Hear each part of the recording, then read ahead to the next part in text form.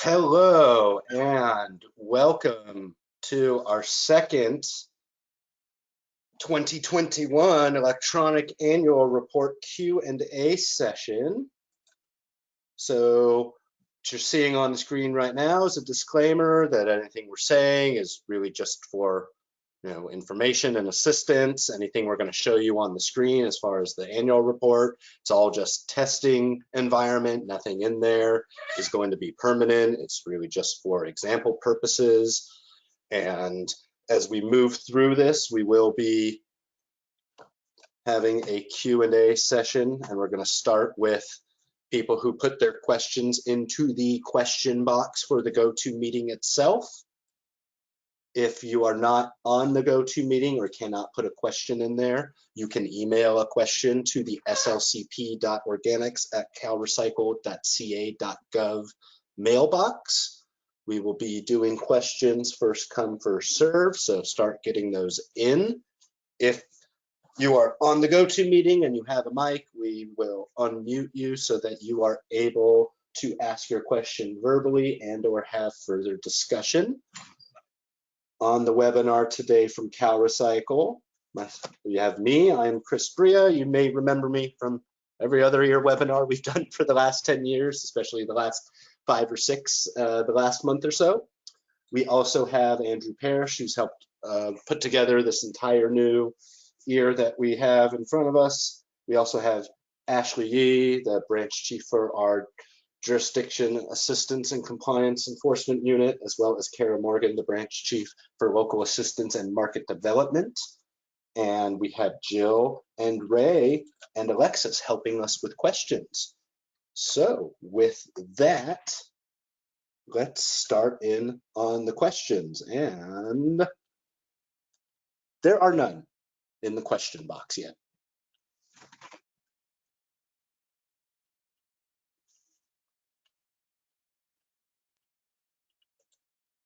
So just to kind of add on to what Chris is saying, we just wanted to use this webinar for the audience really to guide us to where you're having issues if you've already accessed the electronic annual report, how a certain page functions, why certain fields are required, what to answer if you don't have any data to report.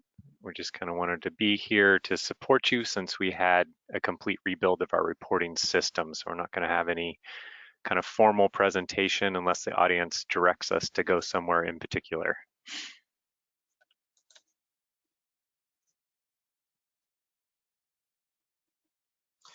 One other thing, we're having a bit of a technical issue right now that's sort of new as of today. If you hear us cutting in and out as we speak, when new attendees show up, we're getting kind of a weird beep. We're working with our IT group to possibly get that turned off.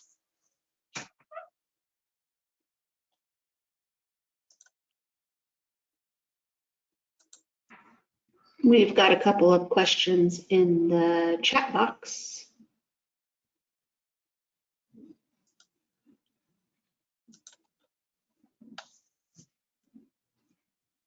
What do we got? And I'm sorry. Sorry, honestly, I have been having technical difficulties. I didn't know if you could even hear me.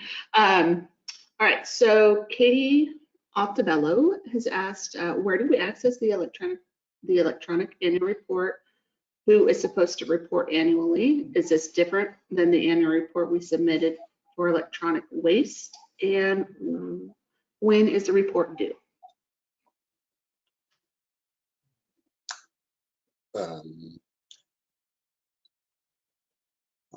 Well, let's start with question 1. Where do you access the electronic annual report? It is a secure database run by CalRecycle. If you are a jurisdiction contact, you, as of 3 weeks ago, you would have received a message saying, here's how to log in and here's what is required. I can navigate to the web page.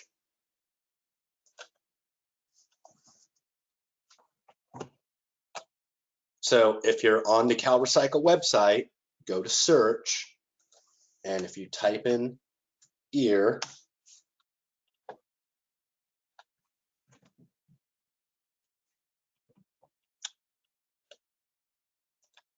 This is the older homepage, but there is a login. So if you go to MyLogic, there's going to be a direct login here for the electronic annual report. And so when you, no, wait, sorry, wrong one, Logic system sign in. So when you come into the page, you will see this. And if you have a web pass and you are a authorized contact, you will be able to get in. Next question is, who is supposed to report annually? Cities, counties, regional agencies, and special districts that provide solid waste collection services. Is this different than the annual report you submit for electronic waste? Yes, it is. That is a totally different thing. When is the report due?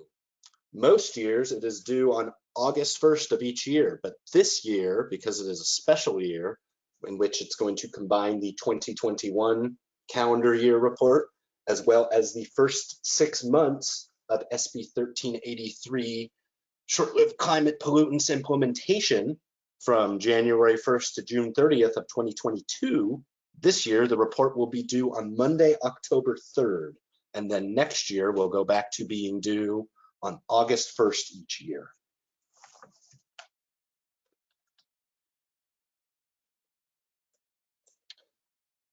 Katie, you are unmuted if you want to ask any additional questions. Sure, thank you. We are a regional agency, but I know we report our large venue form as an airport authority to the city of San Diego. So does our information get put into the system via the city of San Diego, or is this something that as a regional agency, we need to be reporting on annually, we need a login, etc.? I'm not aware of any regional agencies in San Diego. Can you elaborate your name and exactly what you are? Sure. I work for the San Diego County Regional Airport Authority. We are a regional governing agency that manages San Diego International Airport. We report our waste data annually to the city of San Diego via what they call like a large venue form. But now I'm questioning if we're not in compliance. And no, you're fine. You're not a regional agency as we define it for purposes of this report. So yes, you can continue to submit that information to the city of San Diego, and they will input that data into their annual report. So okay. I was kind of wondering, I'm like, we have a regional agency in San Diego? No one told me. That's funny. But I'd also like to ask then, I know by 2024, I think you call us either like scope 2 or phase 2 as a generator. I know the city is going to start collecting our like SB 1383 data. And so is that the type of information that will also go into this? Like our large venue form doesn't ask about organics much. Okay. Possibly they're still using an older form, and this, the law is new. So if you're identified as a tier 1 or tier 2 generator, yeah, we're tier. Do you know, are you a tier 1 or a tier 2? I believe tier 2 as an airport. Tier 2, okay. So as far as reporting this year, it's going to be a little different, but that's definitely something you would still coordinate with the city of San Diego on. Okay. And or for capacity planning purposes, the county, since they would be running that part. Okay. Thank you. All right. Thank you, Chris. Our next question is from Sarah Ahern. Sarah asks, can you please go over the additional information and document management page? And Sarah, we're going to unmute you so that you can further elaborate when we get to that page. And Andrew, I'm going to pass this back up to you so you can go over the new build on that page. Sounds good. Sarah, which jurisdiction are you with? And we'll go into your report specifically. I'm in the Oxnard jurisdiction in Ventura County. Oxnard, okay.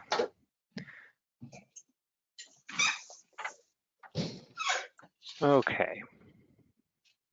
So you only have your reports available, but we'll go to yours. So Oxnard Andrew, can you 2021. zoom in a little bit so we can see a little clearer? Sure. Cool, thank you. All right, so you're asking about additional information and oh, hold on one second. Let me bring my little tool up here so that we can all be on the same page. Okay, so you're asking about additional information and report management, correct? Yes, correct. Okay, so this is an optional section. So as soon as you go to it, it kind of gives you the green check mark that you're done and no further information is necessary. The purpose of this section has a few different purposes. So this beginning part, the SHRI and HHWE diversion program management, it has kind of the instructions here, which I won't go through all those instructions, but the main part of it is this add new program. So this is specific for AB 939. And if you needed to add a new SHRI or HHWE diversion program, you would click this button and go through that process to add that program code to your electronic annual report. And that's kind of, these are all examples of those different program codes. So past that section, specifically the additional information box, we just put this in here as kind of a catch-all if there was something you wanted to tell us either related to your report that you didn't find maybe necessarily fit appropriately into kind of any of these sections. Scroll back up to the top real fast. Any of these sections, like if it didn't fit in any of these sections necessarily, that additional information box is for you to tell us whatever you want to tell us, whether you like the new format, don't like the new format, how it can be improved as examples of what type of information to put there. So that's that text box. And then the document management, we have this document management button located, I think, in 3 or 4 places throughout the report. Specifically, the disposal section has a document management button. The enforceable mechanisms and ordinances section has a document management button. And this is so the disposal, and I'll let Chris speak more specifically if that's something that applies to you, but there's specific questions. If you answer questions specifically required, like disposal modifications, you're required to upload information to support why you have those disposal modifications. And so you'd click this button and go through the process of uploading those documents, and this box down below is kind of where all the documents that you've uploaded in your electronic annual report will show up. So this is kind of like the master key of your document management area. So if you did want to enter any information on this page, same as all the pages, has the back and edit button. You click edit, kind of activates that page, and then you could scroll down and you can now see those boxes are white and you can input that information. Whereas this one is just going to populate with documents that you upload. Does that answer your question?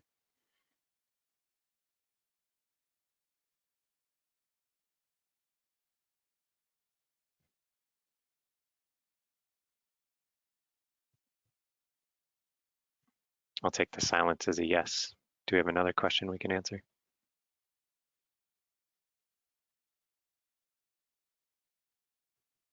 All right, the next question is from Billy Miller. Under organic waste hauler section, the number of haulers approved, revoked, or denied. Who does that apply to? Franchise haulers or self-haulers of organic waste? Yeah, that's going to be on kind of the approved waste haulers, your franchise haulers, or at least permitted haulers if you don't have franchise agreements. Hey, Andrew, Yes. can I jump in here too? Yes. So the regulations require jurisdictions to authorize all haulers that are hauling solid waste within the jurisdiction. So there are some haulers, your typical franchise haulers. There are other haulers like I know haulers that would be hauling, for example, I don't know, wood material. I don't know, maybe like a 1-800 got junk, for example. The type of haulers that fall under the commercial business self haulers would be landscapers. So that group is handled as a commercial business self-hauler. But any other haulers that are hauling organic waste do have to be authorized by the jurisdiction. And the exclusions are C&D haulers and community composters. So just wanted to add that to the conversation. Thanks, Andrew. Thank you, Kara.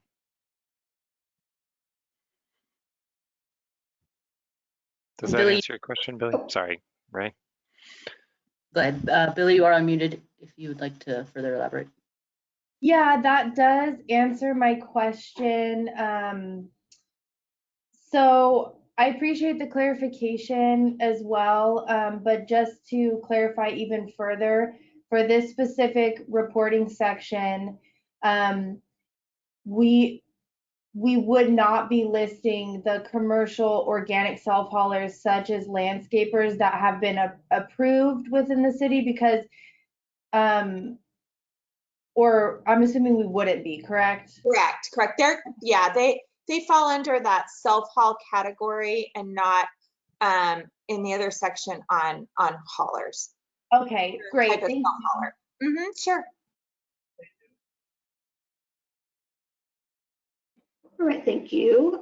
Carla Del Rosario asks, in the Collection Systems tab under Collection Container Systems, if your jurisdiction has multiple haulers, do you recommend only listing one hauler name in the hauler name box and any additional names in the additional detail box? And Carla, we will unmute you. But you are self-muted. Hello, everybody. So I just wanted to reiterate that question just because it's not, I think that particular tab is, you know, kind of geared towards jurisdictions that have, you know, only one franchise hauler. So one of my jurisdictions has multiple haulers or, you know, for the commercial sector and then a different hauler for the residential sector. And that box just kind of has room for one name. So just wanted to get some clarification on that.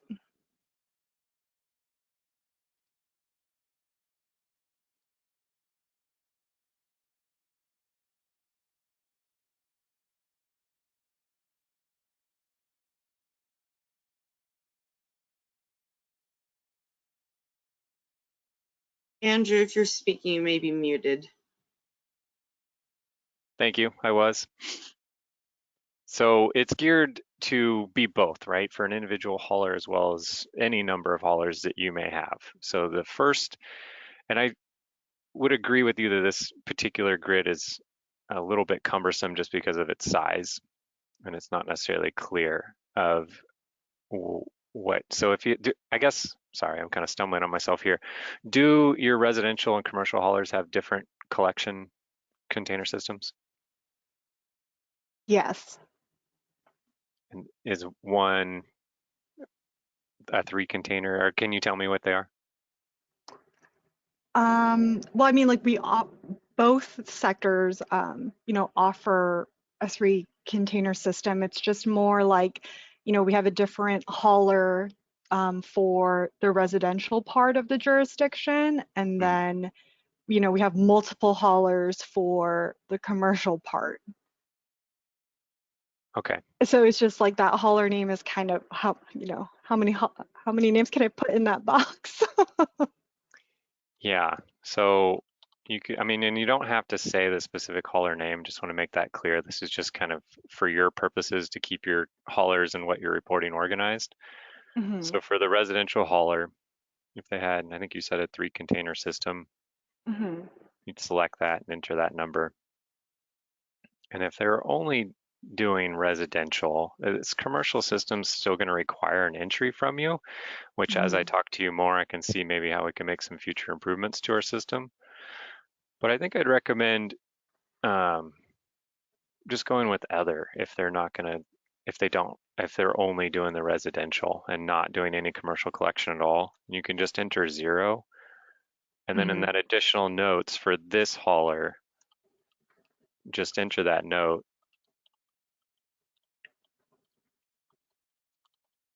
Sorry, bear with me as I enter. Mhm. So just enter that note, and that would clarify that. And then, this button for save is kind of locating. You have to scroll. Just want to point that out again, that this grid has its own scroll bar that's different than the browser scroll bar. Just want to point that out if you're looking for this save button over here.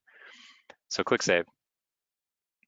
And now that we've entered that information, you go to your commercial haulers. So you'd click additional hauler and then say commercial hauler 1, or however you want to describe them, Mhm. and do kind of the opposite if they're only collecting commercially. So 3 container for commercial. Residential is going to require an entry, which I can see where we can make some future improvements, but unfortunately for this reporting cycle, you're going to have Yeah, to say something in there, I and then just see. kind of do the opposite and say whatever it is they here, commercial hauler 1 collects, whatever you want to say here, Gotcha. or Okay. the north sector or whatever it may be, just to kind of specify that, does not do residential, just to I make that see. abundantly clear of why you marked other and put 0 in the residential systems. Okay. Does that answer your question? Yeah, it does. It's like you said, it'll be just a little bit cumbersome this time around, but hopefully there can be some changes made to that particular tab.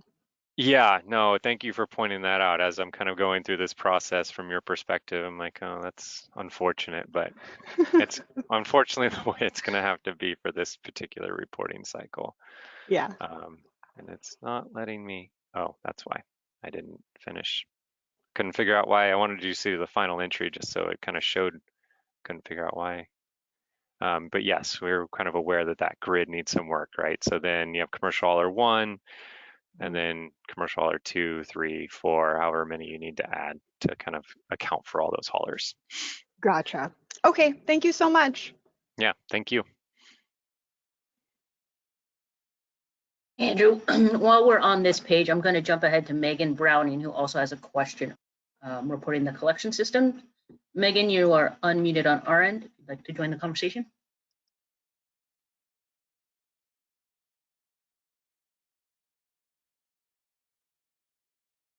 Hi, I'm here. Perfect, we can hear you. Do you want me to read the question? It might be easier if I just talk it out versus having to read my long box. It was covered in the last Q&A section, but I wanted to confirm if we're checking a box for a 3 container system, the number of generators are the amount of people enrolled in the 3 container system. And then if you do have any that by the time of this reporting period are not enrolled, you enter that into the comment box and say when you're going to have them enrolled by. Is that correct? Yeah, and they don't have any waivers. Is that what you're specifying? Yeah, no waivers at this time. Yes, is it like specifically for food soil or food waste and food soil paper collection that they have the 3 container service? Exactly. So, or it should be like we have a handful of people that might only have trash and recycling still, but we haven't determined if they should have a waiver, if they should have the service. And so they still only have trash and recycling by the end of June. So I was just curious for that number of generators, is it supposed to be just the number of people that are enrolled in trash, recycling, organic waste, or is it the total number of waste generators in the jurisdiction that are offered that service? Yeah, enter the number of generators that are provided service. Okay. And then, yeah, you can add those additional details in that additional details box. Okay, great. Karen, And did you have anything else you wanted to add?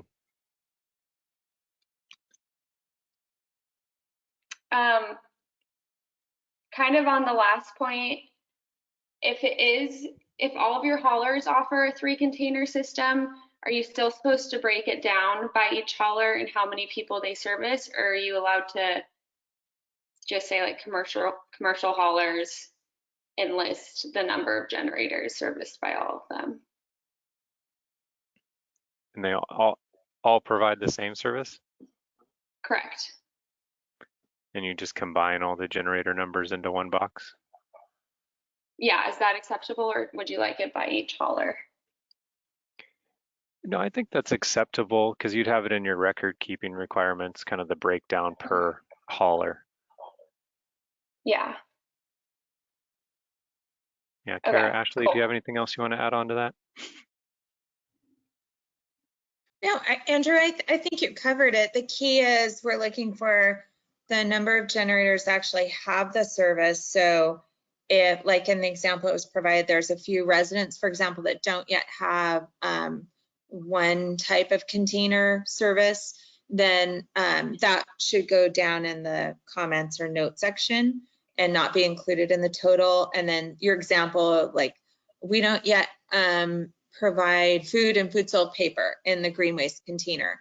So in that case, all of the residents have the 3 containers, but you're not yet collecting that particular type of organic waste. So you would make note of that in the comments note box.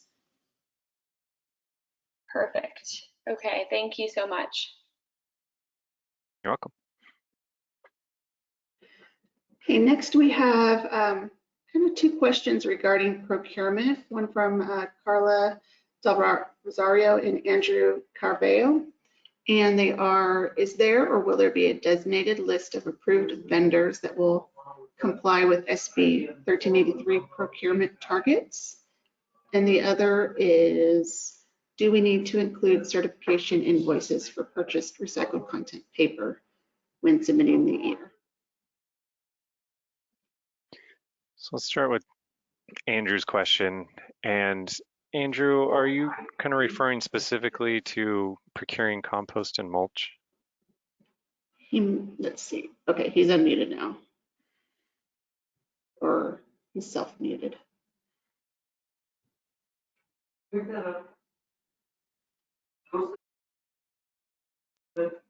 Andrew, can you hear us or can you speak?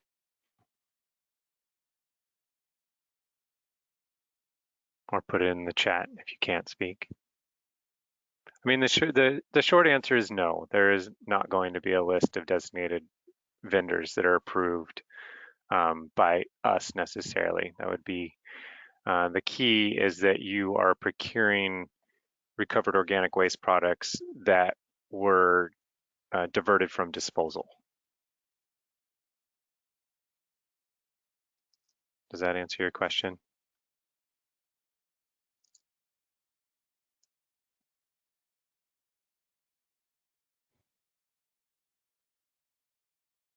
I guess while we wait for that response, what was the second question? Oh, sorry, are you there, Andrew? Sorry, no, it wasn't letting me unmute. Sorry about that. No, yeah, that answers my question. It was just there is a specific location that we procure a lot of mulch from already, and from the looks of what they have available on their website, it looks like it would comply with that target. But I didn't know if there was already some kind of list or approved vendors depending on the new 1383 policy. No, yeah, no, there's not. And then what was the second question, Jill? It was, do you need to include the certification invoices for the purchased recycled content paper? Not within the electronic annual report. You do not have to report on paper procurement. That would just be part of your record keeping.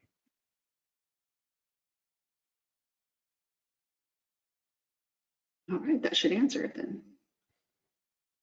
Okay, next is Colleen Foster, and Colleen, you've got a few in here, so we'll just unmute you and why don't you chat through your questions.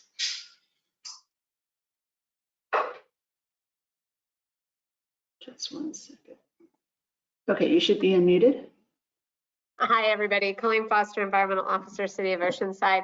I'll have to read a couple of them, but the one I want to start with is actually in relation to the conversation you just had about generators. That's pretty confusing. When I see the question, number of generators, and let's pretend we're talking, residential, I'm going to tell you we've got, 45,000 residential accounts. I don't read that as I'm only going to list 43,000 have service. I think that's kind of confusing. I know not every city is on this Q&A. And so if we're expected to just know what to put in comments or notes, that can really create some differences between reports jurisdiction by jurisdiction. Because the way I read it is you put, like, if for businesses, if I've got 5,000 accounts, but only 4,000 businesses have service, I'm going to put 5,000 accounts on there. I'm not going to put 4,000. I'm just struggling with this generator question. Sure. It is a little tricky. I don't disagree with you on that. So the way the regulations are worded is you're reporting the number of generators that are provided service. So that would be just kind of currently provided. And so we have provided that additional, sorry for saying that word again, but the additional details boxes so you can kind of further explain the exact scenario that you're talking about of when, 43,000 of the 45,000 have the full three container system if that's what they have, and then the other 2,000 will have their third container and or waiver based on this. So you can kind of explain that verbally. But if I didn't know that, like, there's a regional meeting for San Diego with all the other cities in San Diego attending that. I just chose to attend this instead. But if I didn't know that, I would just report 43,000. Why would I proactively report that we have a deficiency if you're not asking about the deficiency clearly? Does that make sense? So, I mean, if 4,900 out of, 5,000 businesses have service, and the question is number of generators provided service, then I just would answer 4,900 and I wouldn't add any additional detail. I mean, it will be accounted for in your record keeping to kind of really get into the detail, and we'd be reviewing that in the compliance review to kind of get at the root of that missing 100 in your particular example of why they didn't have service or why they didn't have a waiver. But you wouldn't know there's missing, right? The way the questions are asked in the report, and assuming that not every jurisdiction across the state of California is on this Q&A right now, you wouldn't know. They would just write 4,900. I mean, so that's where I think it's kind of unfair, because this section is going to be, how people answer it is going to be whether they were on this Q&A or not. And your Andrew, information it's Andrew, just to understand that. Sorry. Hey, Colleen, so this is Ashley. So when we do a compliance evaluation, most likely we're going to ask other questions before we actually go out in the field and evaluate a jurisdiction. And one of the questions may be, how many total generators do you have in your jurisdiction, right? And then we'll be able to use what you reported in your electronic annual report and the information that you give us with our request for information to be able to really factor that out. So like Andrew was saying, we'll dig even further when we do a compliance evaluation versus what's required to be asked in the electronic annual report, if that helps. Yeah, it's just kind of confusing. I mean, it should say number of generators provide service, because then I would know to tell you pretending 49 out of 5,000, but it doesn't say. It says number of generators. If I'm going to tell you 5,000, I'm not going to tell you anything about services. So it just creates a really gap of information. I don't know if there's a way for you guys to put in the comment or notes direction, because the way you read this from the outside, it's not obvious. I wouldn't know how to report this. I would just go straight number of generators. I've got 45,000 households, residential households, 5,000 businesses. That would be my answer. I wouldn't even be telling you who's subscribing to service if I read this. Yeah, no, I think that's completely fair, Colleen.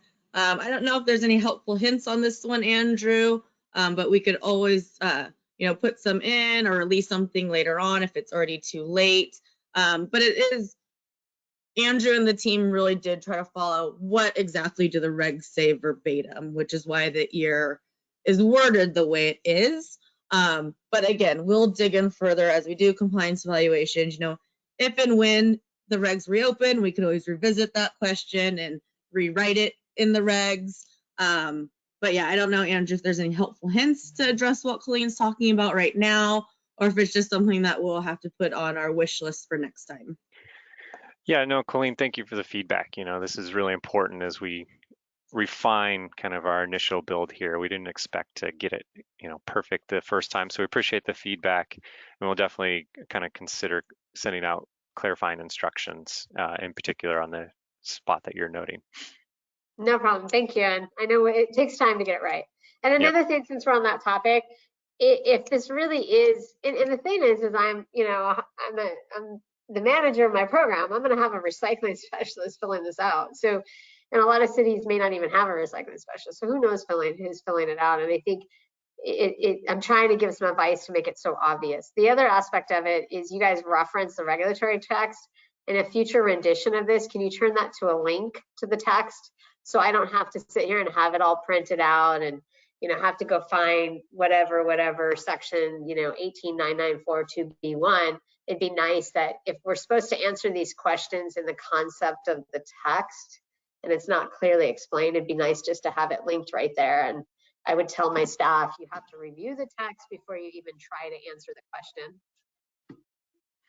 Yeah, something we'll definitely consider. We appreciate that too. I know a lot of times, even with a link, it's not necessarily going in particular to that section, but we'll pursue that with our IT and see how close we can get to, the exact reference within the regs. Thank you. Because for example, this question, I wouldn't have realized that the text of the reg is saying number of generators provided service, right? I would just read it as number of generators based upon my 20 years of filling these reports out. So, and then provided service, I assume that doesn't mean offered service, because AB 1826, you just had to offer, monitor, and report. I assume provided service means they actually have service out on the street, because we do offer service, and some customers absolutely refuse it, all the way to physically refuse it. So what is that? What is that gray area, right? We provided it to them and they refused the receipt of the container. Sure. Yeah, I know that's one of the bigger differences between AB 1826 and SB 1383 is that service for diversion of all materials is mandatory. And they don't really have the right to refuse the service unless they have a legitimate reason, either through a de minimis or physical space waiver for why they do not need an additional container you're trying to deliver to them, or can report self-hauling in some way. But I think, Andrew, also to address Colleen's question, we got this on the last webinar, Colleen. For example, say 4,500 residents actually have the service and are doing the service, but you still need to provide 100 more the service, or they refused it or whatnot. You would report on what residents currently have. So you'd be reporting that 4,500, and then maybe in your note section, you would say 100 either refused service or 100 haven't been out. We haven't done outreach to those 100 yet, so they're not signed up for service yet. So it's what they currently have. Okay, great. Thank you so much. And I'm sorry I couldn't make the Q&A one before this. I try to make everything I can. So I'll go to the next questions really quickly so to give other people time. If I was hearing this correctly, and I wish I could memorialize everything of SB 1383, but I'm still trying to keep up. Cities have to now have a process to document private haulers. And I'm not talking self-haul landscape.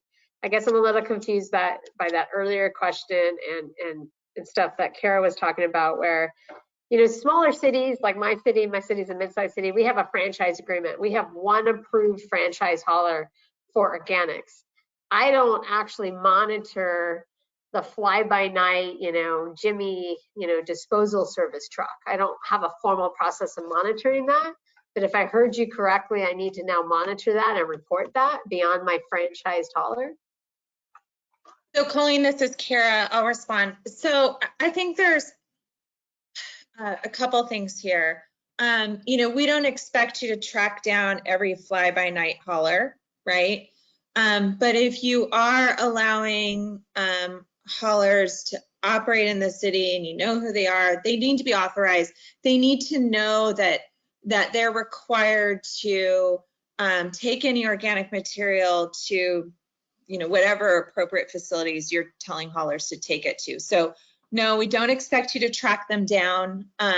But if you are allowing other types of haulers to haul within the city, you know who they are, they need to follow the requirements to properly recover and separate those materials. So I hope that helps. That helps. I mean, probably then we would focus on our franchise because that's the one we haven't approved system with. And there are, I don't mean to say fly by night, but there are some. I don't really know them. You know, I hear about them randomly when they're trying to violate the franchise. I don't have a absolutely. Some jurisdictions have asked, you know, some jurisdictions, they know some of these other types of haulers that operate in their jurisdiction. And so we have provided clarification that, you know, any haulers that you authorize to provide collection service, you know, you need to follow those requirements, you know, within the hauler article. Great, thank you. I think that I have one last question. How do we know when questions are for 2021 and when they're for the SB 1383 January to June period? That's from my staff. I guess if they look at the report, it's not very clear. Like, are we reporting on last calendar year or do we blend it? Do we report last calendar year and then we say for January through June? Do we have to identify that in each of the boxes, etc.? Yeah, thank you for that. I'll go over kind of specifically what we want reported for each of the various laws in just a second. But in general, the grids, unless it says like MCR or more in the title of the grid, in general, the grids are 1383 related. And then let me jump to my notes so I don't get it wrong as far, but we also have it on our webpage. But let me get it to specifically what we're looking for in this report.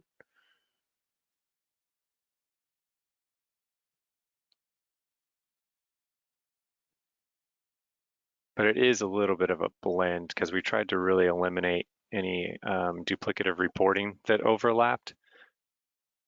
But I'm almost there. I'm trying to stall for time here as I get to the section. All right, so information due in the electronic annual report in regulations for 1383 it says October 1st, but as Chris said earlier, we bumped that to October 3rd since October 1st is a Saturday.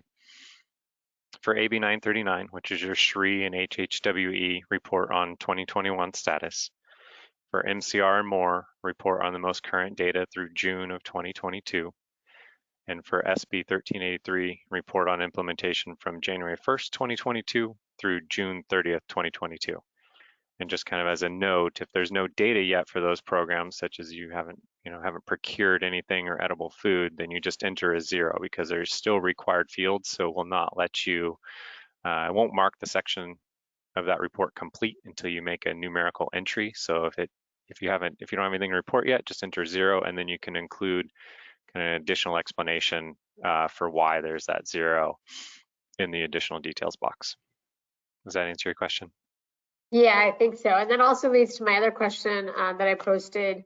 How should we address our 619? If we're a city that's done a 619 resolution and it's been approved by CalRecycle, we've identified certain areas that have deficiencies and plans to resolve those deficiencies. So, you know, am I entering zeros in the questions when it's about specific data, and then in the comments saying we submitted a 619 on this and was approved, and here's our 619 plan? Just trying to figure out how we document 619 deficiencies so that we don't get reviewed for a deficiency that we actually recovered under 619. Yes, as far as being able to complete the report, you are going to have to do exactly what you just said and enter those zeros, and then a note is helpful, but we are also aware because of the 619 process of where you've reported those deficiencies, so our staff will be looking out for those. Ashley, do you have anything else you want to add on the 619 process?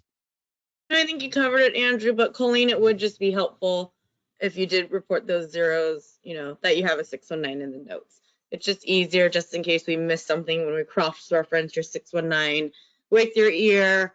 So it isn't a big deal or much more staff time if you could just write that you have 619 for procurement or something like that, or whatever you have it for. That would be awesome. Perfect. And if I reference 619, then I can just do it that way. I don't have to detail, because like in the 619, we had to detail our whole plan of resolution. I won't need to put that detail in, right? I'll say I have 619 on procurement, then that tees you up to refer to my 619 resolution, and you've got my data on what we're going to do for procurement. Yes, and one thing that we will do is we're going to be contacting you guys soon to put together your corrective action plan also. And in there, you'll be giving us updates too, more frequently than annually.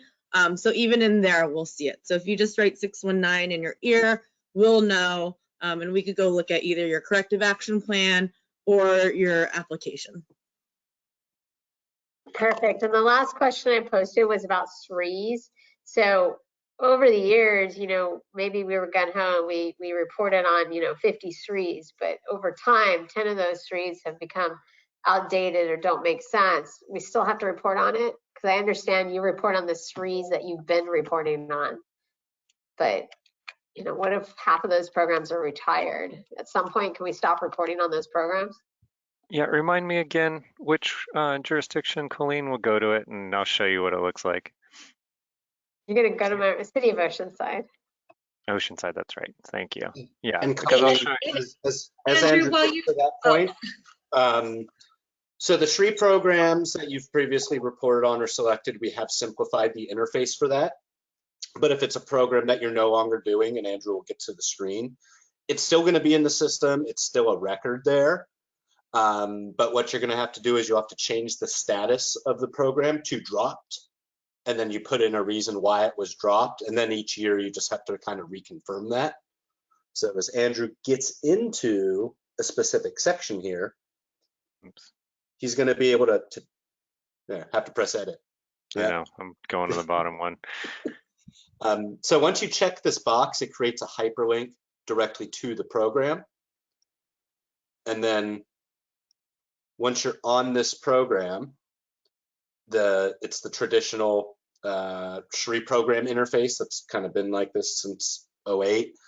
And this interface, this is where in the program status, Andrew, if you press edit, you would change the program to dropped if you're truly not doing it anymore.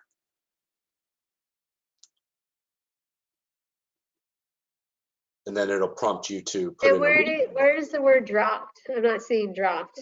right there under program status. He has it highlighted. Okay, sorry about that. Yeah, and so basically it's if you had a program that was selected in your SRE or was added later, your only options really, unless you would still plan in the future, or if it's something you've been reporting on, but you're not going to be doing that program anymore, you change it to drop right here. It'll prompt you for a reason. And then each year you basically just have to reconfirm, yes, this was dropped. And in that reason you can write, because maybe that program is part of a different program, right? Like I've built a green business program into my commercial rollout. So I can just write built into another program, or what? Well, you have these, as Andrew just did once he selected it, there's these specific kind of reasons, and these reasons will carry over. Okay. So maybe in your case, the first year in the notes box, you can elaborate. But then, once it's dropped, unless you're going to start again, then you maybe want to put another note in. But that program reason kind of just carries over. It's like, here's why we dropped it this one time. And then each year it's still going to be listed as dropped unless you were to change the status of it. Okay, great. Thank you. Mm-hmm.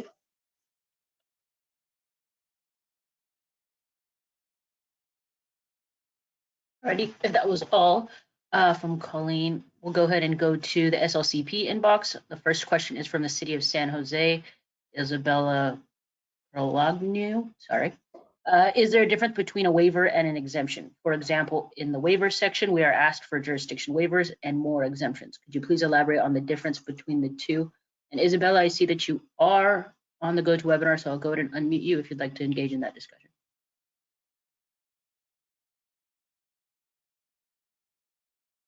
Just waiting for it to reload. Okay. Can you hear me? Yes. Yes. Hi. Good afternoon. Thank you for trying to address that.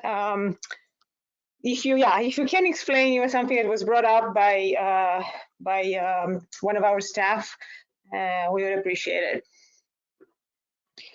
Sure. So within this section, we have SLCP waivers and exemptions, which is referring to these two grids, department issued waivers and jurisdiction issued waivers. The reason it says waivers and exemptions up here is because oftentimes, and they're not populating for Oceanside in particular, but one, there's the rural exemption is slightly different than the low population waiver or the elevation waiver. So that's why the words waivers and exemptions are here to account for the rural exemption, because you have to report on the number of generators waived from service with that waiver exemption for 1383 or SLCP, as we're referring to it in the EAR. And then more exemptions is specifically referring to AB 1826. And so you could provide an exemptions, which is very similar to jurisdiction issued waivers for SLCP, but it's specific for more. And what jurisdiction did you say you were with again? San Jose. So the first one does not apply to us. Yes, I was particularly referring to this last one, the more exemption, compared to the waiver one from, yeah.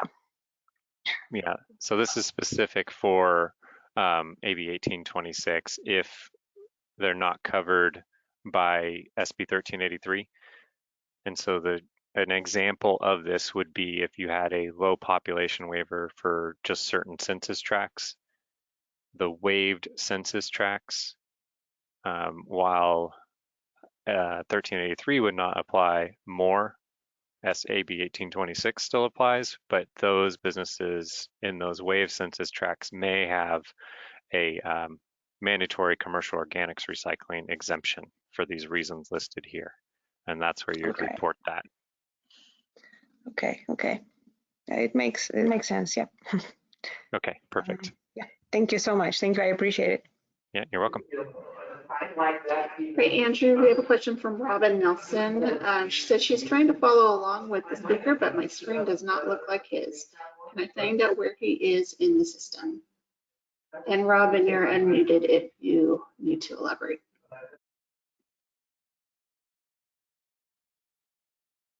Hi, thank you. I was just trying to follow along earlier when he was going through some of the tabs on the screen. But when I log into the system, mine doesn't look like the screen that he has up on the computer. And I don't know if I have a different version. I do have a different version actually, but I don't know if that's what the problem is. It's possible. Which jurisdiction are you with? City of Galt. Galt. And Robin, I looked at your permission settings. You are logging in as R. Nelson at cityofgalt.org. Yes. Yeah, so you should, I mean, the one difference between what's on Andrew's screen and yours, notice he's got that yellow band across the top. Yours isn't going to have that because we're in a test environment. But what Andrew's going through right here is the same thing you should be seeing. Yeah, I don't have all those tabs or all of the blue on the side. I don't have all that. I have, mine just says external logic, request access, update contact info. Yeah, your nav menu on the left will be different. So you should only have those three. So when you go in and you go to external logic, and you should see Galt under the column on the left side. So select that. Yes. And then when it says 2021 due. It does, yes. Select that. Oh, okay. I'm sorry. It's okay. Oh, there's all the tabs. I wanted to make sure there wasn't some technical totally issue there. So. Okay. That's why I was trying to follow along because this is new to me. So I missed that step. So thank you. No problem. Glad it was an easy fix. So we do have a couple questions requesting a Word or PDF version of the entire report to make it easier for large jurisdictions to compile the data from multiple sources. Is that going to be available or something in the future? So it's partially what you said is already available. So if you go to submit confirmation and report summary and click on that, it'll spit out here eventually a PDF version of your report. It's a little slow because I'm in that staging environment. And it will populate with what you've already entered in these fields if you have. I think one thing to note, and actually we'll just find out here together, it'll be good to discuss. So this is the kind of the PDF version that pops up. And let's see if it has any of those errors. It'll be good to talk about. So you see I haven't entered any of these information into edible food or collection systems or commercial programs. So that's why these are blank. But this is the PDF version that will spit out.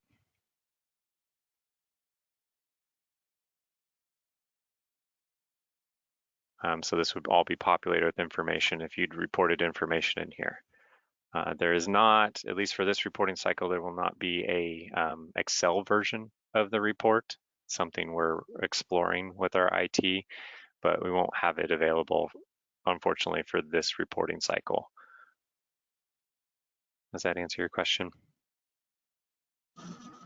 Vigan, you are unmuted on our end if you'd like to further discuss. Yes, this is Vigan Abramian. Thank you for the response. I was more wanting a Word version so that we can send it out to multiple sections within LA County. If it's available, that would make it a lot easier for us to gather the information. Yeah, so no, there won't be a Word version either at this point. One thing you can do is come in here and you can export to Excel all the individual grids and kind of compile your own Excel spreadsheet. Yeah, that's how we've been doing it in the past. I just thought I'd ask, maybe this time there's a way. Yeah, and one of the difficult pieces of that is because there's so many different versions of the annual report and different questions that different entities would have to answer depending on if they're a city or a county or a regional agency or special district that provides solid waste collection services, what types of waivers or exemptions they would have. We could make one of those, but it might be way more than what you might think you need. And you might end up asking people answers to questions that you didn't specifically have to answer in your case. So it's kind of complex, but we've had a couple requests on this. So I think we're sort of working something out possibly for next year, because the report itself was changing up until, right before it released. So it would have been really, really difficult to try to get some kind of targeted document out like that. All right, thank you. All right, thank you. Next question is from Maya Hoffman. Can you elaborate what other types of businesses fall under the commercial self-hauler category aside from landscapers? And Maya, you are unmuted if you'd like to elaborate.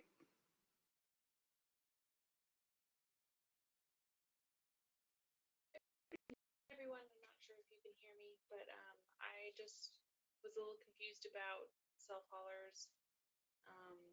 And I thought I heard that C&D haulers and community composters are not part of the self-hauler category, but that landscapers are, and I just wanted to find out if there were any other ones that I should be aware of and included in that category.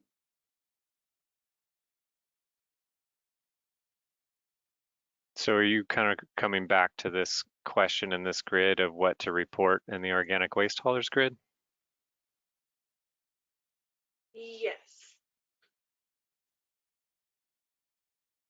So I think Kara covered most of them, that the landscapers you would not report on, but any hauler that is potentially hauling organic material is who you would report here. Who you would not be reporting here is if like an individual business, provided you documentation saying that they themselves are hauling their own organics for diversion. You wouldn't have to report those types of businesses here. Okay, so we would not have to report back haulers there. Yes, that is correct.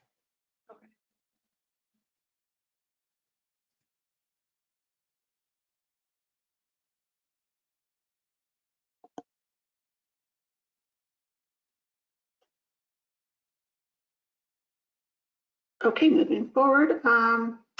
Josh Solis asks any update on AB 1985 and how that would affect the reporting for the year.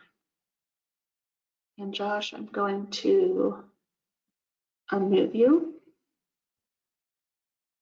if you'd like to add. Yeah, I don't have anything to add. I think the question speaks for itself. Thank you. Kara, I remember you addressing this once before. Would you mind addressing that again?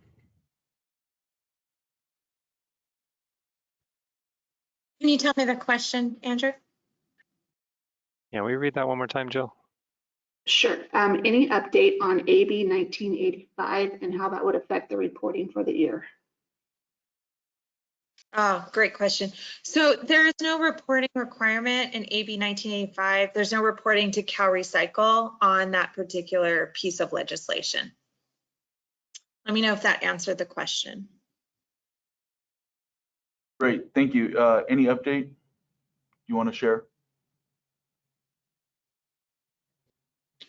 Any update on 1985, you mean? Correct. Oh, yeah, there's, CalRecycle is not responsible for implementation. So I don't have any real updates to offer on it. Yeah. Got it, thank you. Mm-hmm. Thank you, Kara. We'll go ahead and go to Carlos Chavez's question. Should we check 3+ container collection if we happen to have used 3 cans since before SB 1383 existed, or only check if our jurisdiction has a 3-can collection system that meets the definition of 18984.1? Carlos, you are unmuted on our end.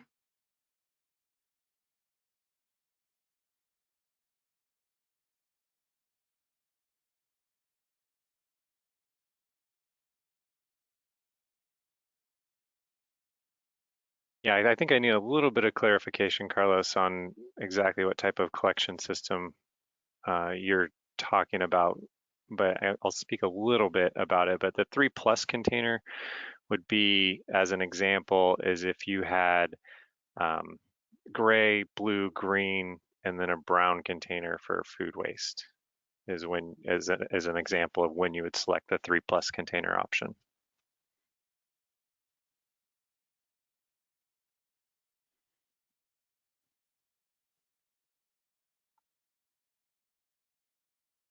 Carlos, again, if you'd like to join the conversation, go ahead and unmute yourself.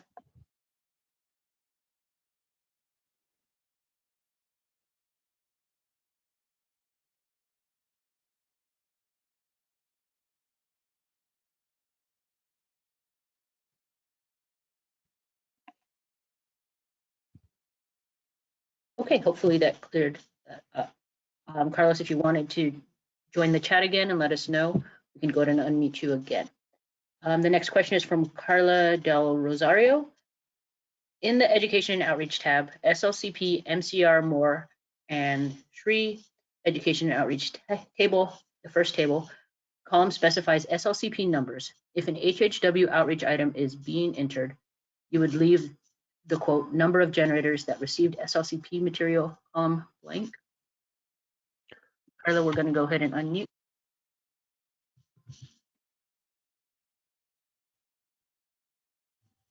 So what we did here is tried to capture, this is a good example of where a lot of overlap may occur with your program implementation between SLCP, MCR, MORE, and your SRI and HHWE programs.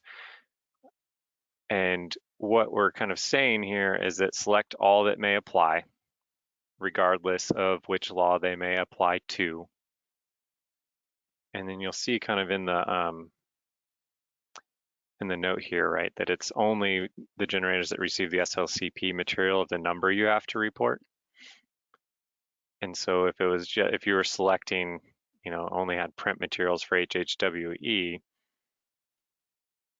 then you'd have 0 SLCP generators that are receiving that material because it's only going out to your HHWE programs. So you still have to provide an entry.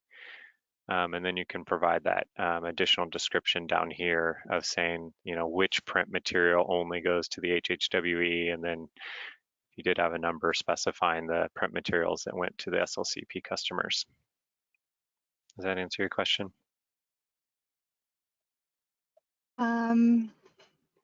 So like my thought process when I was reviewing this section of the EAR is that, you know, jurisdictions have multiple outreach material in print, you know, or even in all of the other sections. So you would only put in a number in that box that you have highlighted 0 if it meets SLCP education and outreach. I'm going to rephrase slightly what you said, and you'd be putting the number of generators that received that SLCP material. So whatever specifically is being sent to them for SLCP is the number you report here. And so just to kind of elaborate just a little bit more, I'm going to exit out of this grid here and scroll down to the bottom. So previous reports had it split up as in your SHRE programs between kind of general education, schools education, and then your kind of household hazardous waste education down here in the bottom. And so you would provide the description, you know, check the box, make sure the program details are up to date, and then enter that note here if you wanted to keep it separate from that grid up top. But really we're trying to make it a lot easier on you. So what you would previously kind of report in all these individual boxes. So just as an example, since it's all that's on my screen, these two, you could just include all of that information in this grid and in this text box. And so when you get down to the SHRE section, you can just check the box that your SHRE program details are up to date and current, and that the specifics of that information is up here in this grid. So you can kind of do that breakdown that you did previously between the SHRE programs here, or if you prefer to do it the other way, you could do it the other way around. But yeah, the number box specifically is just for those that are receiving the number of generators that receive the SLCP material. We have a little tooltip here as well, if that helps provide any more clarity for you. Okay, thank you. Good, thank you, Andrew. Next question is from Colleen Weeks. Just confirmation the procurement is for 2022 and not 2021's procurement. Correct. So well, yes. I'll just walk through the whole thing. So SLCP procurement, you're reporting on January 1st, 2022 to June 30th, 2022. So if you have not yet procured anything, recovered organic waste products, you would just enter 0 in these categories, and then you could explain why or provide additional description if you so choose. If it's AB 939 procurement, you can check if any of these boxes apply, and then put that specific note in this box here. So you could check the box and talk about your AB 939 procurement down here. Does that answer your question? Colleen, you are unmuted if you'd like to add something. You answered it. That's perfect. Thank you. You're welcome. And then the next is from Catherine Howells. And I think you already addressed this, Andrew, but we'll see if Catherine has any additional questions. She asked about reporting data for 2021 calendar year only. So Catherine, you are unmuted. If did you catch Andrew's response to that earlier? Yes, I did. You answered it. Thank you. Great. All right. Next is from Colleen Callahan. And Colleen, we're going to unmute you because I think we'll need more information from you.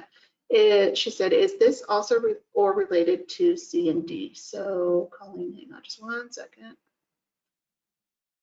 Okay, you're unmuted on our end if you want to add to that. Yes, thank you. Can you hear me? Yes. So is in regards to the earlier question, I think from another Colleen on Oceanside in regards to the monitoring of potentially self-haulers. Is this related also to C&D, so construction demo? Do we need to ask for receipts from their haulers to ensure that they're doing their diversion? I guess I'm not, I feel like there's No, no. Andrew, Yeah, go ahead. I'll go ahead and answer. No, in that article of the regulations, C&D haulers are specifically excluded. And the reason for that is you capture that information and when you're implementing your CalGreen program. So let me know if that answered the question. Perfect. That's what I was hoping for. Thank you. Next up is Billy Miller. Can you please confirm exactly what constitutes a complaint? And Billy, you are unmuted again.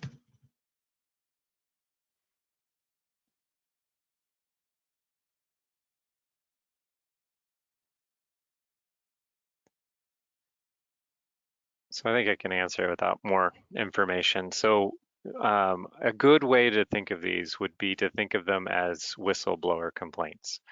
So it'd be complaints of a lack of a container so that they could divert their materials, or someone not sorting things appropriately, those types of complaints, like 1383 specific complaints. It wouldn't be complaints that they don't like their higher rates or that they don't want the extra bin and those types of complaints. Does that help clear it up? Yes, I think it clears it up. It would be like if a business called on their neighbor and they're like, hey, they're not doing it, or they don't have the right kind of can or whatever. Correct. Okay, perfect. Thank you.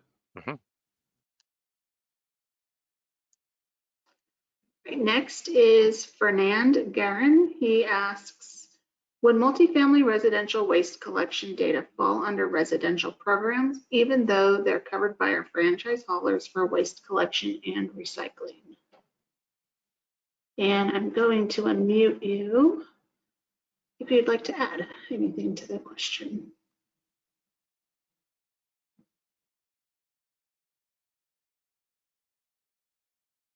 Oh, okay. So for our multifamily residential waste collection, it's being handled by the same franchise haulers that do commercial waste collection. So for, I guess, and pardon me for not being too familiar, because I'm more on the IT side on LA San as opposed to being on the business, but I just would like to know, like, for the stats that we collect for residential, multifamily residential, like, do we need to report that in that residential program section or under commercial? For multifamily, is that the kind of the root of the question? What's considered multifamily commercial and what's considered multifamily residential? Yeah. Like any data I collect regarding multifamily residential, where would that fall? Like, which tab would it fall under? Because I see there's one for residential programs when you scroll up, and one for commercial programs.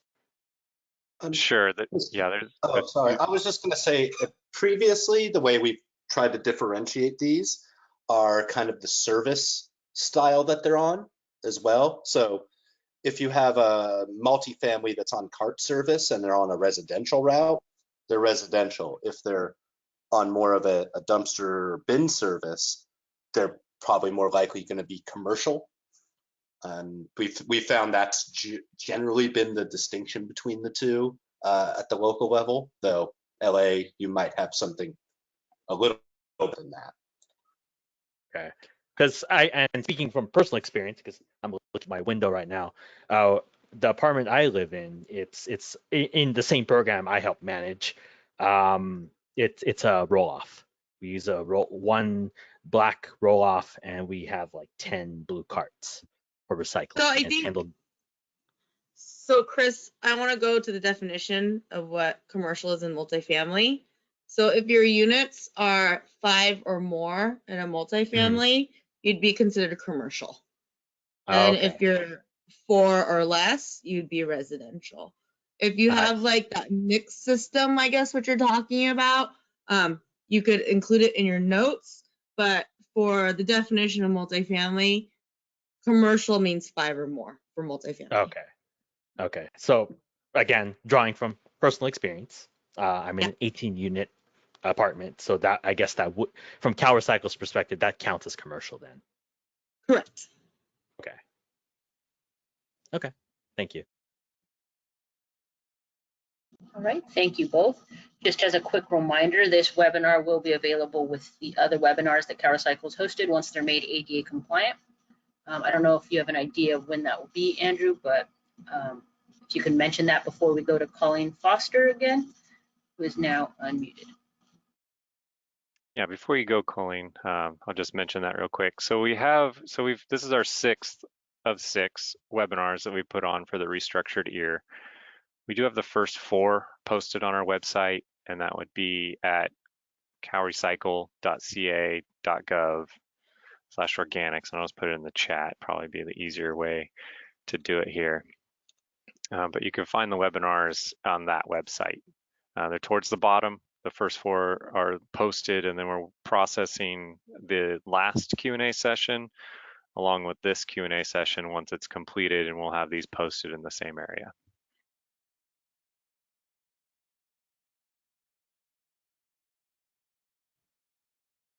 All right, go ahead, Colleen. There's a couple Colleens on today, so this is kind of confusing me a bit, right, for the delay. Colleen Foster, City of Oceanside. My question is a little bit, I have 2 questions. The education reporting is a little bit confusing because, you know, when you're rolling out services for recycling organics to businesses, multifamilies, schools, residents, you have subcategories within that, right? So an education program to businesses, you're going to have different education tools for a restaurant versus potentially a commercial business that's non-food service related, right? You get a restaurant, you're going to talk about food recovery, you know, more food related aspects. You get into hospitality, you're going to talk about hotels, etc. So there's all different types of generators and audiences. So when I'm trying to answer your abbreviated section and I do outreach on restaurants only, but I do outreach on businesses altogether. Do I just always give you the bigger number? Or if I'm doing social media campaigns, digital outreach, I don't know how many generators receive that digital outreach. So would I just assume that everyone in Oceanside got it? You know, so I'm trying to figure out how to use this abbreviated section. And when you really get deep into it, it's kind of hard to put up an answer for that. I just would probably write every generator in my city for every answer there and call it a day, I guess, because a lot of these products are digital and open. A website is an education piece. Sure.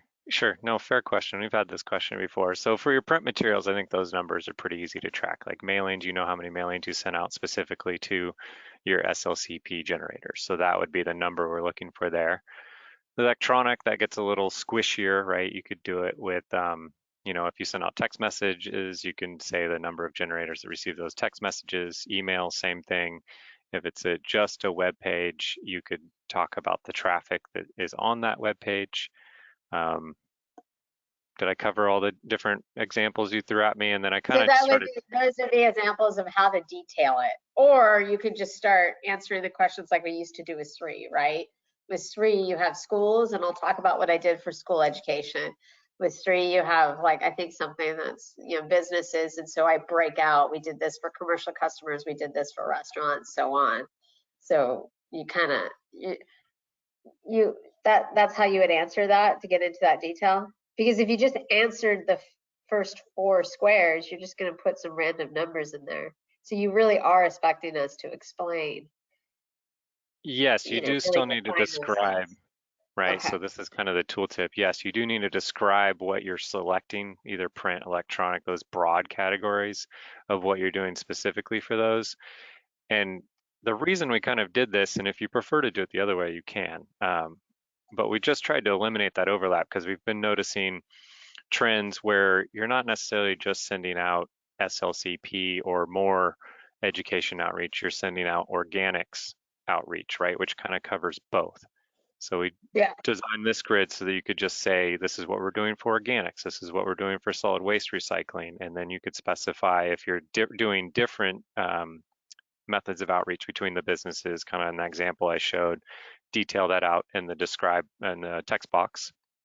Or, I mean, if you prefer to kind of do it your old way, all those SHRE programs are still here. So, you know, you have your general education, and I'm sure you remember for Oceanside specifically where you used to put this information. Feel free to put that information here if you prefer to do it that way. We just were trying to give you or give everyone kind of an easier option since there's a lot of overlap between all the laws now, so you didn't have to detail out all these individual programs. But you still are expecting the detail in that top box of comment details, right? I'm gonna. Because you did say that. You said, you know, number of clicks or number of texts that went out. That's pretty detail oriented, to be honest, right? Like, okay, print's super easy, but when you get into, I do social media, I do text, I do, you know, certain things, and you're saying we need to put how much are participating in this, subscribe to our social media, or whatever, you know, that's details. You're still expecting detail. So Colleen, if I could jump in, Andrew, too. So in the reporting section, right, in Article 13, which is what Andrew's focused on, it is very broad. It just says the number of organic waste generators and edible food generators that receive information and the type of education and outreach used. So it does keep the word generator very broad, right? So it could be a school, it could be a resident, it could be a business. And so if you do want to group all those together, you technically in the reporting side do not have to provide that level of detail if you do not want to. However, in the record keeping side, which is at the end of Article 4, which talks about education outreach, there is more specific detail you'll need in your records. So when we do a compliance evaluation and we ask for you to give us your records within 10 business days, I think it's business days, you're going to still need that level of detail given to us in your record. So if you want to put it in your ear and it's already in your ear, awesome. But we're still going to need that level of detail, like type of business or no, type of generator in your record keeping part. Okay, great. Thank you, Ashley. Thank you, Andrew. The second question I have is actually a relationship to a situation I had with a multifamily complex this morning. They had read SB 1383, and because they had 4 units, they were trying to argue that they didn't qualify as a multifamily, and as a result, we're not required to have organics and recycling services under SB 1383. But what's interesting, the nuance there is that 4-unit multifamily, we have a lot of 4-unit multifamilies across California, still had commercial type services. They had a 4-yard bin in the back, and they do not necessarily have a residential cart system. So the services are actually commercial. So there's kind of confusion there. And, you know, what we ended up explaining is you do have commercial services. You don't qualify for a de minimis because of the 4 yards of trash you're generating, the amount of organics in that trash. So we explained that they still qualify under SB 1383, but that definition is confusing. You know, the 5 units versus a resident. I don't know if other cities are experiencing that, but we're getting a lot of questions around that. People think they get out of it, but they don't really get out of it. Even if they somehow qualify as a resident under SB 1383, they're still going to be required to have these services, correct? Am I understanding this correctly? Yes, you are correct.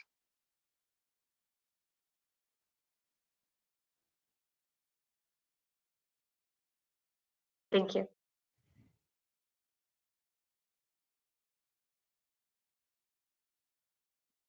All right, next question, and this is the last question that we have for now, is from Megan Browning, which we think you've already covered it, Andrew, but Megan, we've unmuted you in case you want to add to your question.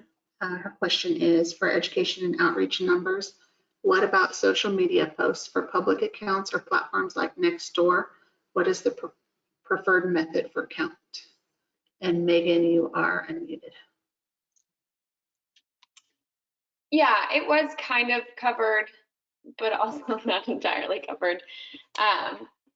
When I was even reviewing this yesterday, if we were to make a social media post, even on Instagram, but it's not a private account, do we just say it's like report the number of followers the account has, even though other people could potentially see it?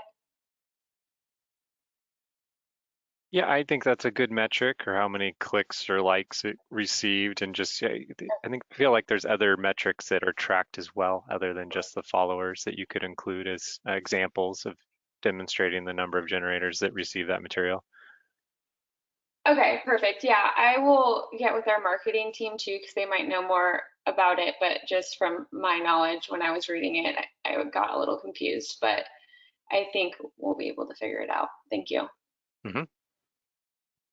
And I think, to chime in on that one also, you could always put notes in about it. Like if you really don't know how many times like it was shared or liked or that someone saw it, you could just kind of say that too in the electronic part of it.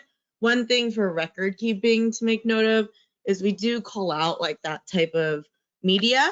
So we do say if the requirements of the education outreach were met solely through the use of electronic media, the record shall include a copy of what that media was with the dates posted of the social media posts, emails, or other electronic messages.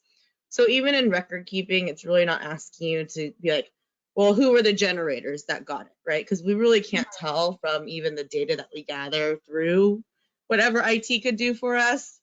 So you could always just make a note of that also in your EAR as well. Okay, yeah, I think that works. We've definitely been keeping copies of everything, but we'll try to add the reaction and feedback. People have been responding to the post as well. Perfect. Yeah, if there's, we had to keep this EAR to what the regs were saying in the reporting section. Mm-hmm.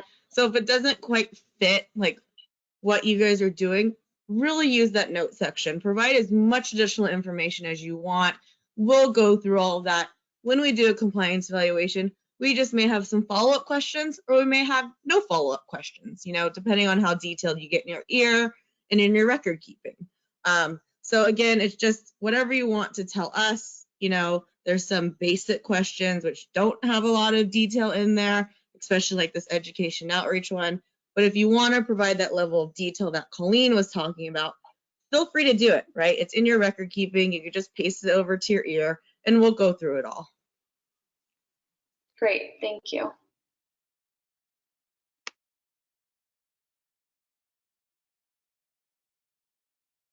That is all the questions. Yeah, sorry, Ray. That's all the questions we have for now. Okay, thank you. And we'll hang out for a little bit longer. Did we check in with the SLCP inbox? Do we have any over there? Oh, Colleen says she has a question. But we don't have any in the SLCP inbox. Okay. Go ahead, Colleen, are you still unmuted? All right, you should be good. My question actually is, and I appreciate you guys have hosted these webinars, but given that the EAR has really only been out, I think, for about 3 weeks and is due October 3rd, will CalRecycle consider having similar workshops as we get into late August and early September? I mean, a lot of us are still just starting to unwrap this. So we may have questions down the road that maybe aren't really covered in those, previous workshops because we didn't realize, we had these issues. We don't have anything on the books scheduled, but definitely something we could consider. But there's always the option to email the slcp.organics@calrecycle.ca.gov email inbox with your questions, and they'll get filtered to our reporting experts and can answer your questions at least there. And if it's a little more nuanced, we can definitely follow up individually as well to walk you through any parts of the EAR that may be confusing still. But definitely something we'll consider. It's a good suggestion.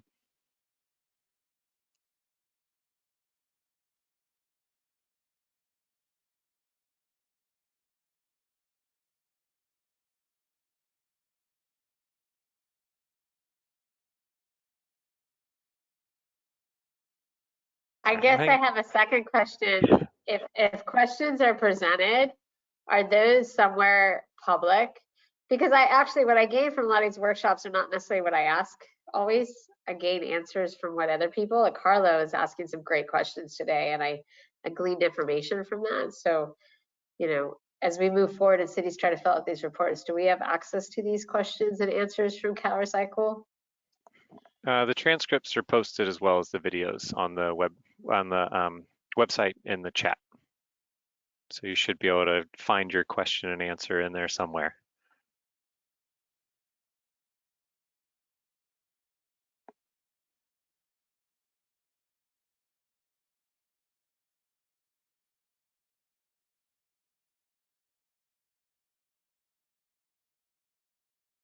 Andrew, we have a question from Juan Ibarra. Is this reporting requirement separate from the HHW waste form 303? I only know enough to say yes. I'm not quite sure the details of form 303, but yes, this is different than that. Yes, it is a completely different system and requirement. The form 303 gets into much more detail on hazardous waste and is generally kind of done at a higher level than this, and it's a totally separate system. While there might be some overlap as far as like outreach or facility work, yeah, it's totally different detailed report. Actually, that's a good question. We've probably gotten that. I've probably gotten it 4 or 5 times in the last couple of weeks.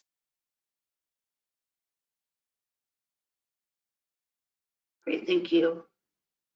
Colleen Foster has another question.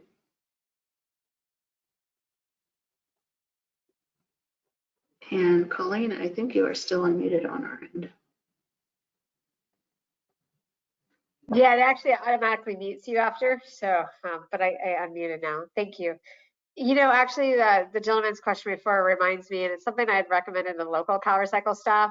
Is there a place on the CalRecycle website that lists and accurately describes the different reporting requirements and when and what they're for? Because it's unless you know, like I know what a Form 303 is, I know what RDRS is, you know, I mean, Katie earlier was mentioning electronics report, but all of a sudden I was like, oh, what electronics report? Have I missed something?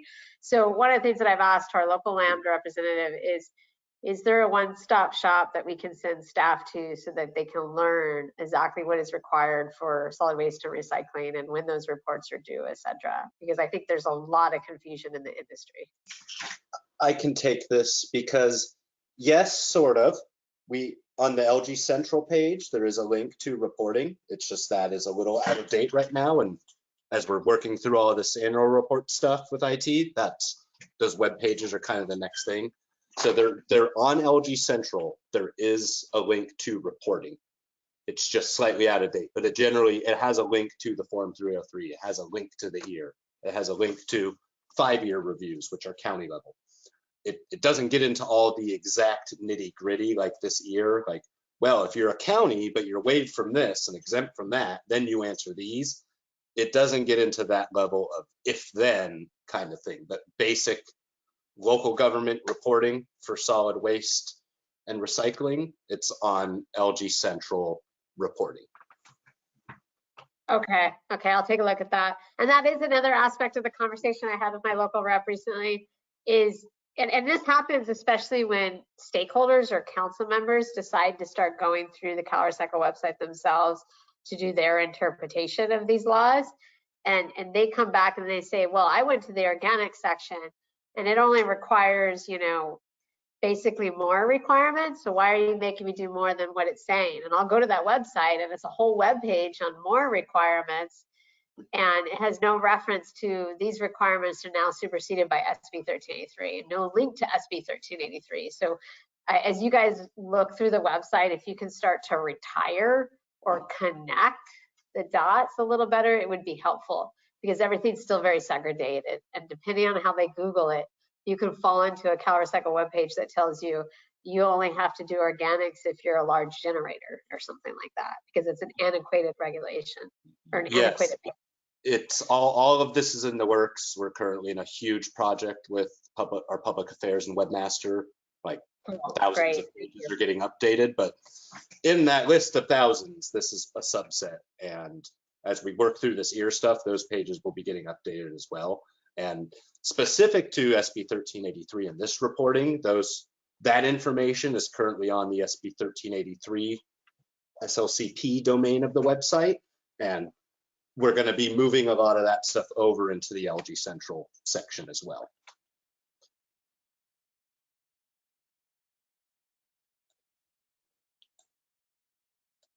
Well, and Chris, I would also take a look at the different audiences. So like if you go into the business section of CalRecycle, it's still got antiquated information. So when I'm reviewing as a city employee, I know how to look at city info, but there are consumption pieces of the CalRecycle website that are geared towards the consumer that are not fully comprehensive of the SLCP. Yes. They wouldn't know to go to the SLCP page. They're just going to click on businesses, you know, and they'll end up with something totally different than SLCP.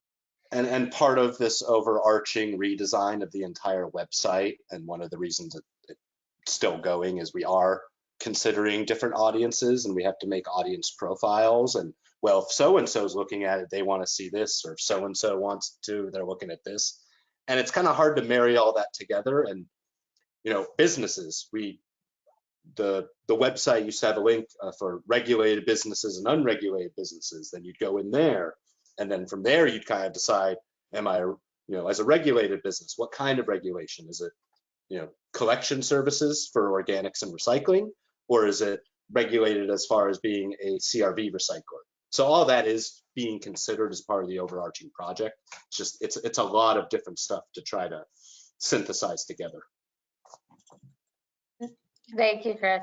And the last question I had is, and I haven't found this yet in the EAR, but is there an area where we can report corporate generators or generators that cross jurisdictional boundaries that are not in compliance of SLCP or AB 827?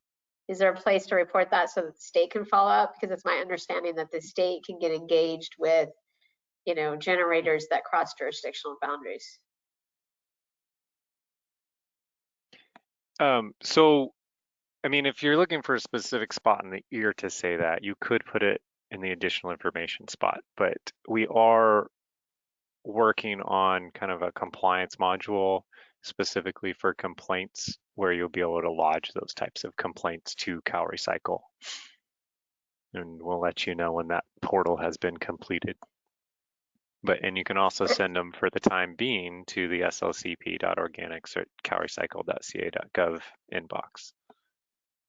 Okay, and we can email that and you guys would look into it. So if I've got a generator that's got, you know, 32 franchises across the state of California, that would qualify, and then you guys would address and work with that generator to come into compliance.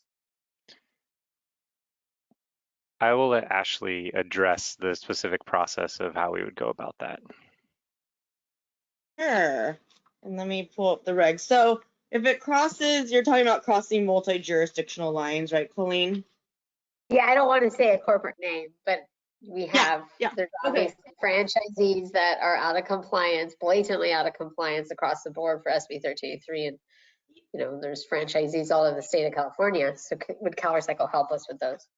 Yeah, we will. So if you look at section 18996.5, the title is Enforcement Actions Against Organic Waste Generators Located in Multiple Jurisdictions. So the jurisdictions will have to file a joint referral about that generators, or the corporate, or whatever you want to call them. And then in C of that section, it talks about what information we'll need as CalRecycle to move forward with whatever we move forward with. And then so we don't have, like Andrew said, we don't have a form for that yet. We're going to try to build it into this bigger database we're working on. But if you want to do something now, because it's past Jan 1, you're more than welcome to. And then if you want to do this joint referral thing, please send it to actually the JACE inbox. So JACE@calrecycle.ca.gov, because that's where we're doing enforcement actions out of. So that's my new branch that has its own shared inbox. And then if you forget JACE, you could send it to SLCP and they'll forward it to me. And when you say a joint referral, since you don't have a form yet, it doesn't mean I have to go connect with all the cities that have, you know, you know, a mixed burger, right, to make this referral. I would just state there's a mixed burger that's not in compliance in my city, and I know there's mixed burgers in other cities, right? I mean, I just want to understand. I hope I don't have to gather all the cities with mixed burgers in it. It does say a signature from the person in each jurisdiction is going to be needed.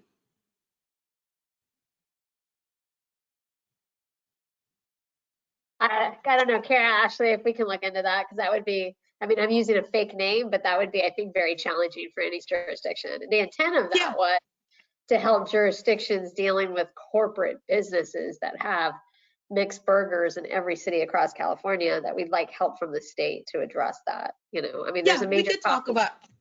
Yeah, that would be. Yeah, we great. can talk about it offline, Colleen, Kara, Cool. you and I. Thank you so much. I appreciate it.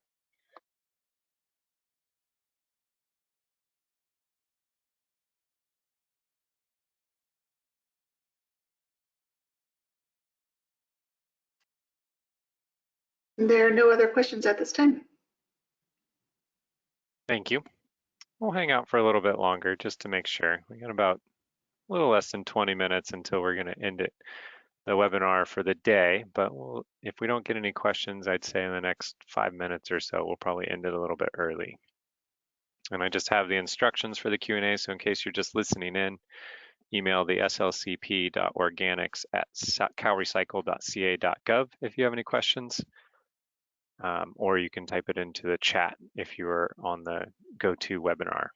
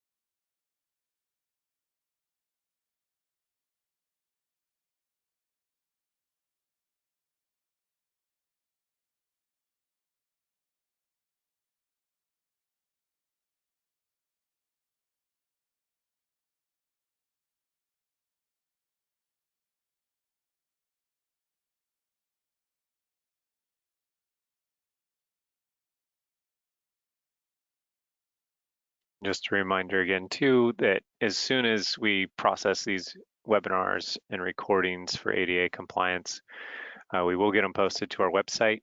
They'll be in the same location that I previously put in the chat on our reporting webpage, along with the one from June 28th, which was a session just like this one, where it's kind of an open Q&A. It was not a formal presentation. And if you're looking for any of those initial webinars that walked through maybe an individual reporting jurisdiction, which we can refer to as city and county in the notes next to the videos on the webpage, a regional agency or a special collection district that provides solid waste collection. All those videos are already posted on the website, so you can go through and kind of review what's in the electronic annual report and how it works and how to report and what to report if you just need the basics. These last two sessions have been a little more nuanced and for specific situations, which also provide good information, but they'll be hopefully available in the next few weeks.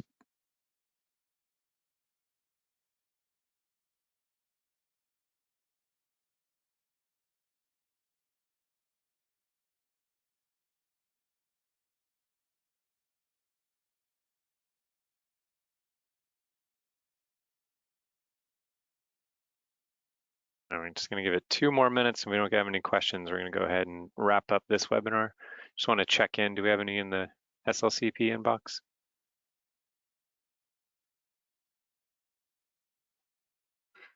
No, I don't believe so. Let me just double check with that team member. And we do not have any in the chat.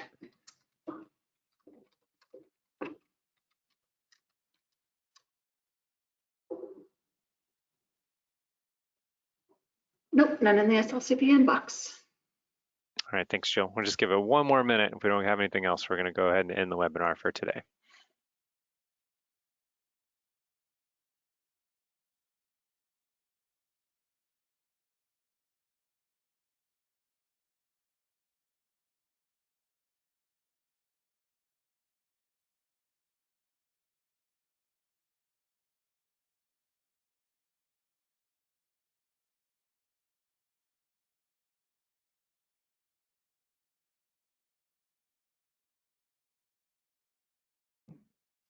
All right, a few more. That'll be it for today. Oh, sorry, All right, Andrew. thanks, Jill. Just as a few reminders as we wrap it up for the day, please subscribe to our SLCP listserv. That's where we will announce any future webinars if we hold them, and when the details associated with those, as well as anything SLCP related, you can go to our SB 1383 homepage. And then any questions that you have after this webinar, you can email to the slcp.organics@calrecycle.ca.gov email address, and we can follow up via email as well. All right, with that, we've kind of reached our 1 minute mark that we're hanging out. Just one final check. Any more questions at all in the inbox? No. All right, thank you. All right, thank you for attending, and have a great day.